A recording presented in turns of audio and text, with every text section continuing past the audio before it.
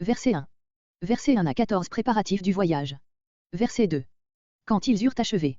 Probablement au bout d'une année. En effet, d'après Genèse 45.6, ce second voyage eut lieu à la fin de la seconde année de famine. Verset 3. Juda lui dit.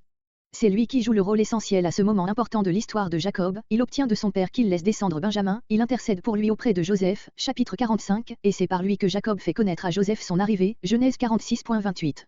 Il prend ainsi peu à peu, grâce à la supériorité morale dont il fait preuve, le rang de premier-né, que Jacob lui assignera solennellement au chapitre 49. On voit combien il est faux de dire que l'histoire de Joseph a été écrite pour la glorification du royaume des 10 tribus et de son principal ancêtre. Verset 9. Coupable envers toi à tout jamais, c'est-à-dire passible de tout châtiment que Jacob voudra lui infliger à un moment quelconque, une culpabilité et par conséquent, une menace de châtiment pèsera constamment sur lui. Verset 10. Le quart se relie au verset 8 par-dessus le verset 9. Verset 11. Dans vos vaisseaux. Même terme que dans Genèse 42.25. Des produits de choix. Le mot hébreu zimra vient d'un verbe qui signifie pincer, d'où, jouer d'un instrument à cordes, chanter en s'accompagnant de cet instrument et de la louer. Le sens peut donc être, des fruits vantés. On a traduit aussi des productions, en prenant pincer dans le sens de cueillir. Baume, astragal, ladanum. Les Madianites transportaient aussi en Égypte ces mêmes produits. Voir Genèse 37.25, note. Miel. Ce n'est probablement pas du miel d'abeille, qui abonde en Égypte, mais une sorte de sirop de raisin, en arabe dibs, en hébreu débasche, dont la seule ville d'Hébron exporte encore aujourd'hui annuellement pour l'Égypte 300 charges de chameaux. Pistache. Petite noix d'un goût très agréable, provenant d'un arbre de la famille des térébines tassées, fort abondant en Syrie. Amande.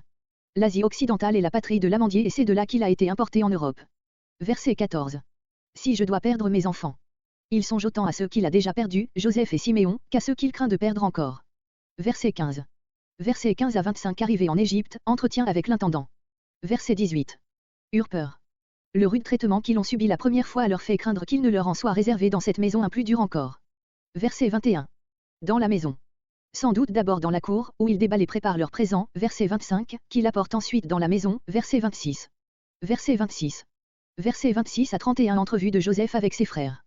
On a des représentations égyptiennes de scènes analogues, où un seigneur reçoit des visiteurs, dont les uns, agenouillés devant lui offrent des présents, tandis que d'autres, debout plus en arrière, portent aussi des objets qu'il se dispose à offrir. Verset 30. Dans sa chambre. Il était jusqu'alors dans la salle de réception. Verset 32. Joseph est servi à part comme membre de la classe sacerdotale. Ses frères, de leur côté, sont servis à part comme étrangers. Avec les Hébreux. Non parce qu'ils sont Hébreux, mais parce qu'ils sont étrangers. Une chose abominable. On sait avec quel soin les Égyptiens se tenaient à part des autres peuples. Ils évitaient en particulier de manger avec un étranger, parce que manger ensemble était chez les anciens un signe de grande intimité.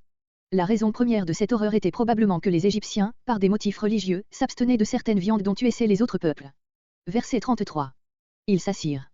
Tandis que la plupart des Orientaux mangeaient étendus sur des tapis ou à demi couchés sur des divans, les Égyptiens s'asseyaient à table. Stupéfaits. Ce n'était pas d'eux-mêmes qu'ils avaient choisi leur place, ils avaient pris celle qui leur était assignée et leur stupéfaction provient de la connaissance que l'on paraît avoir de leur âge respectif. 5 fois plus grosse. Chez les Hébreux, quand on voulait honorer quelqu'un, on se contentait de lui offrir une portion double. On sait que le nombre 5 jouait un grand rôle dans les usages égyptiens.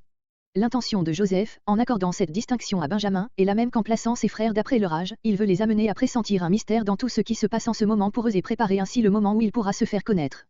Mais ce moment doit être précédé encore d'une dernière épreuve.